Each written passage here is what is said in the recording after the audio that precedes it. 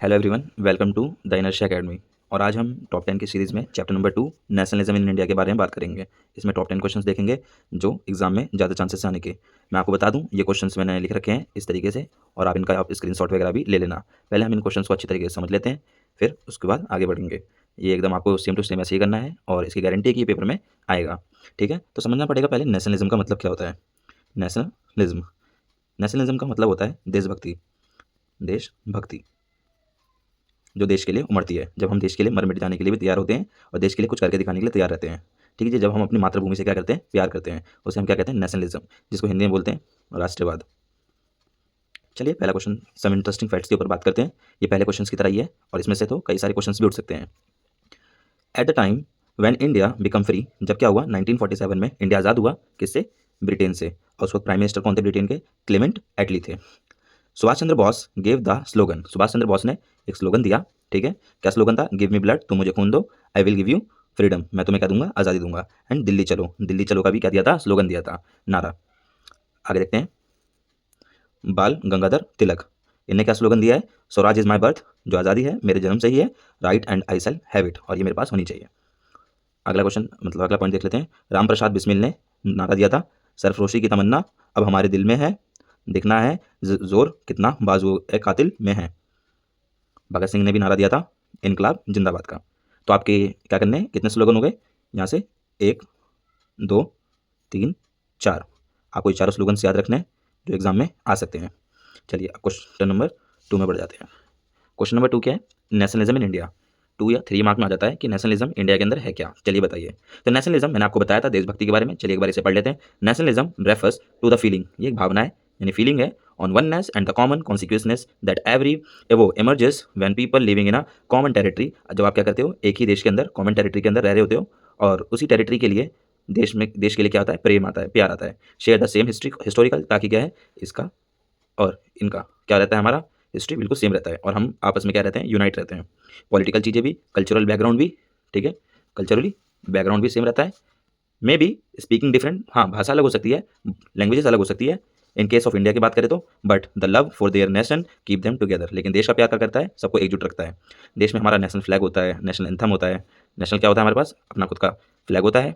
National क्या होता है हमारे पास, एंथम होता है।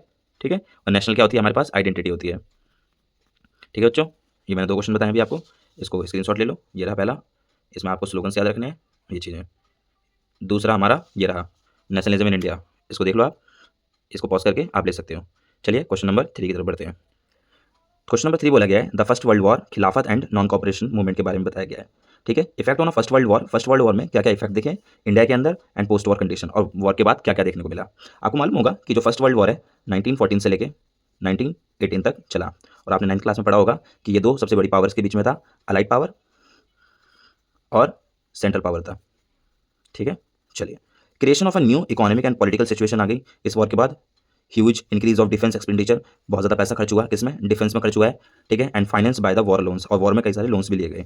इंक्रीज इन द टैक्सेस, इससे टैक्सेस वगैरह इंक्रीज करे गए। ठीक है, ताकि क्या हो, जनता का पैसा ही किस में इस्तेमाल किया जा सके, वॉर्स में इस्तेमाल किया जा सके।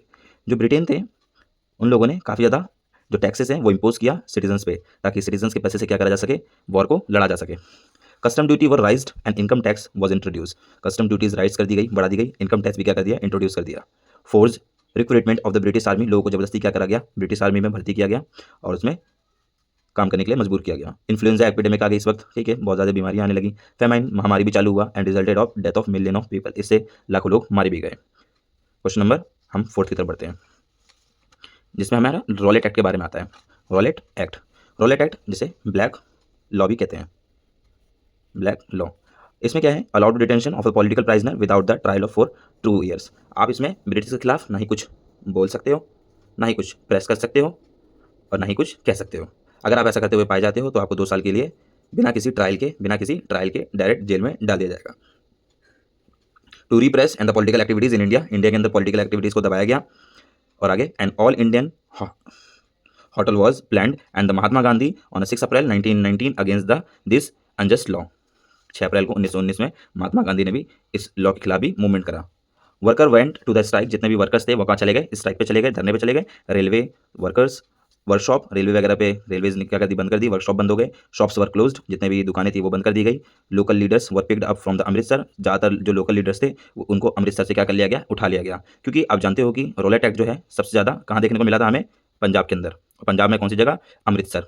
और आपको मालूम होगा अमृतसर में जलियांवाला बाग है, ठीक है, वहाँ पे एक बार बैसाखी का मेला लगा हुआ था जिसमें कई सारे मासूम लोग आ रखे थे और इसमें जनरल डायर ने उन मासूम लोगों को मारा ओपन फायरिंग करवा के, ठीक है। इसको तो खैर आगे पढ़ेंगे, ठीक है। हम टॉपिक पे आते हैं रोलेट एक्ट पे।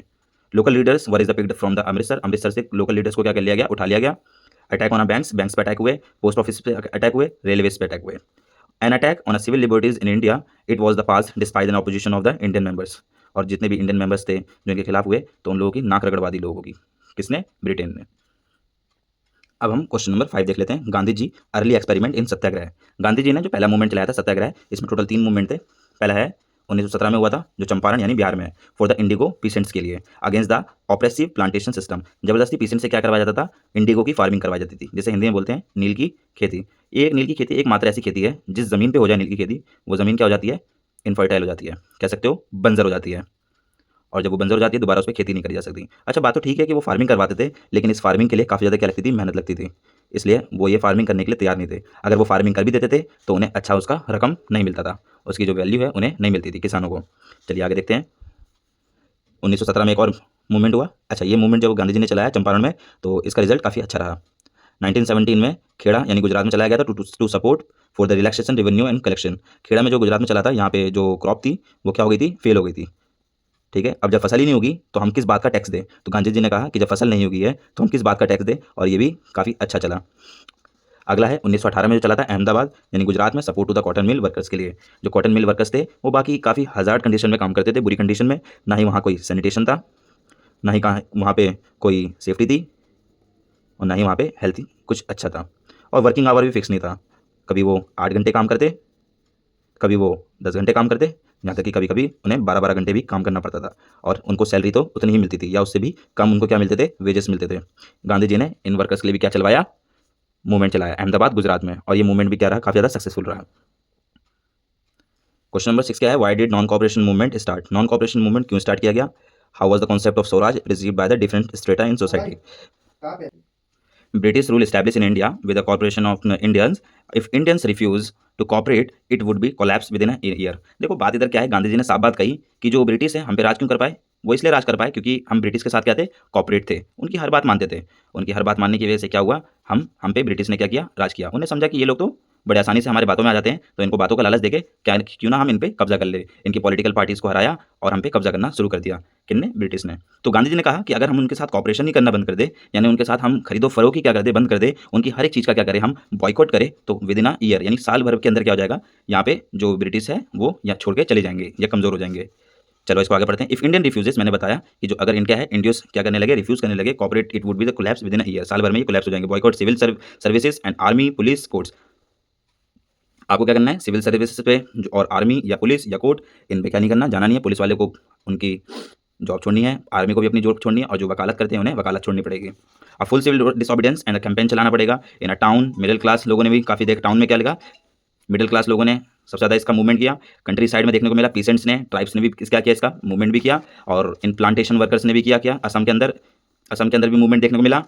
ट्विन एम थे टू अटेन द स्वराज, हमें पहला क्या मिला, स्वराज मिलनी चाहिए, स्वराज यानी आज़ादी मिलनी है, ठीक है। क्या चाहिए हमें, आज़ादी। दूसरा टू सपोर्ट खिलाफत इशू, इससे खिलाफत इशू को भी क्या मिला, सपोर्ट मिला। खिलाफत इशू एक बहुत बड़ा इशू रह चुका है इंडिया के अंदर, ठीक है, इसको हम कवर करते हैं। देखो खिलाफत इशू था क्या, जब वर्ल्ड वॉर क्या हुआ, वॉर फर्स्ट हुआ, तो यहाँ पे ओटोमन जो एम्पायर था या ओटोमन टर्की था वो हार गया, और उस वक्त मुसलमानों का एक खलीफा हुआ करता था, ठीक है, मुस्लिम्स का क्या होता था, एक खलीफा हुआ करता था, वो क्या हो जाता है, ओटोमन टर्की से था, वो हार जाता है, और ब्रिटेन ने कहा कि हम तुम्हारे खलीफा को क्या कर देंगे, मार देंगे। इसलिए क्या हुआ, भारत के अंदर मुस्लिम्स ने खिलाफत इशू चालू किया, किसके खिलाफ, ब्रिटेन के खिलाफ। तो गांधी जी को दिखा कि जो हिंदू है उसका दुश्मन क्या है, अंग्रेज है, और जो मुसलमान है उसका भी दुश्मन कौन है, अंग्रेज है। क्यों ना हम हिंदू और मुसलमान को एक कर लें। तो खिलाफत इशू से क्या हुआ, मुसलमान और हिंदू को एकजुट किया गया, तो unite the Hindus and Muslim. And फरवरी क्या हुआ, 1922 में मूवमेंट को वापस ले लिया गया था। क्यों, क्योंकि इस वक्त क्या हो गया था, एक इंसिडेंट हुआ था जिसको हम जानते हैं चोरी चोरा इंसिडेंट के बारे में।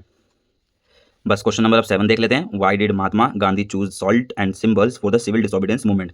देख क्वेश्चन क्या बोला गया है कि महात्मा गांधी ने जब सिविल डिसोबीडियंस मूवमेंट चलाया तो सॉल्ट मार्च क्यों किया, सॉल्ट मार्च ही क्यों किया या ऐसे ही क्यों चुना? पहले समझना पड़ेगा कि सिविल डिसोबीडियंस मूवमेंट क्या है। ये नॉन कोऑपरेशन मूवमेंट की ही तरह था। नॉन कोऑपरेशन जो अभी हम पढ़ रहे थे, लेकिन इसमें एक बात अलग थी कि सिविल डिसोबीडियंस, हमें डिसोबे करना है। किस चीज़ को डिसोबे करना है? उनके लॉज़ को। उनके लॉज़ को अब हम मानना नहीं है, बल्कि अब उनके लॉ को क्या करेंगे? हम ब्रेक करेंगे, तोड़ेंगे। पहले तो हम क्या करते थे? उनके गुड्स का इस्तेमाल नहीं करते थे, उनके साथ कोऑपरेट नहीं करते थे, लेकिन अब हमें क्या करना है? उनके लॉज़ को क्या करना है? ब्रेक करना है। चलो, पहला क्या है? Salt was basic. क्यों सॉल्ट को चुना? क्योंकि सॉल्ट क्या है? बेसिक स्टफ है for Indians.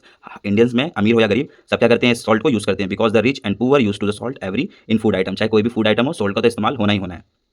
It was an inevitable ingredient in foods. Inevitable ingredient है किसी भी फूड में, सॉल्ट का डलना आम बात है। British imposed on tax, tax on salt. Salt पे क्या था? टैक्स लगा रखा था ब्रिटिश वालों ने। Made the salt expensive. वो लोग क्या करते थे? सॉल्ट को काफ़ी एक्सपेंसिव रखते थे। So it was the difficult for the people obtain salt. तभी जो आम जनता थी, जो गरीब लोग थे, देखो सॉल्ट तो हर किसी की ज़रूरत है, चाहे वो गरीब हो या अमीर, लेकिन यहाँ पे क्या है? सॉल्ट को एक्सपेंसिव क्यों कर रखा है ब्रिटिश ने? क्योंकि ये एक, तो आपको समझ में आ गया होगा। चलिए, salt was abundant in Indian sea water. Salt कहाँ से आता था? सी वाटर से आता था। कैसे? इवेपोरेट करके। पानी को जब इवेपोरेट करोगे तो उसके नीचे क्या बच जाएगा? सॉल्ट। सॉल्ट बच जाता था। इस तरीके से वो होता था। This increase the every x section of Indian society. Salt become the an emotion that the could unite the people. Salt क्या बन गया? एक तरह का इमोशन बन गया, जिससे हम क्या कर सकते हैं? यूनाइट कर सकते हैं लोगों को। आगे क्या है? So Gandhi ji choose salt as the powerful symbol for the civil disobedience. Gandhi ji ने सॉल्ट को चुना क्यों? ताकि क्या ये पावरफुल सिविल डिसोबीडियंस का मूवमेंट का बन सकता है। गांधी जी ने क्या किया था? सॉल्ट मार्च चलाया था। दांडी से लेकर कहाँ गए थे? देखो, इसको दांडी मार्च भी कहते हैं हम, दांडी मार्च भी कहते हैं सॉल्ट मार्च को, ठीक है। और ये साबरमती आश्रम से लेके, साबरमती आश्रम से लेके कहाँ तक गए थे? दांडी तक गए थे। दांडी तक गए थे, साबरमती आश्रम से दांडी तक। और 10 मील क्या करते थे? रोज सफ़र तय करते थे। टोटल 240 मील का सफ़र था, यानी 24 दिन के अंदर ये क्या कर लिया था? पूरे सफ़र को तय किया, और वहाँ पे दांडी पे पहुँच के क्या किया? सॉल्ट मेक किया और उनके कानून को तोड़ा। चलिए, आप इसका स्क्रीनशॉट ले लो। बिल्कुल सेम टू सेम ऐसे ही करना है आपको, और अगर कोई डाउट वगैरह हो तो आप पूछ सकते हो। Thank you.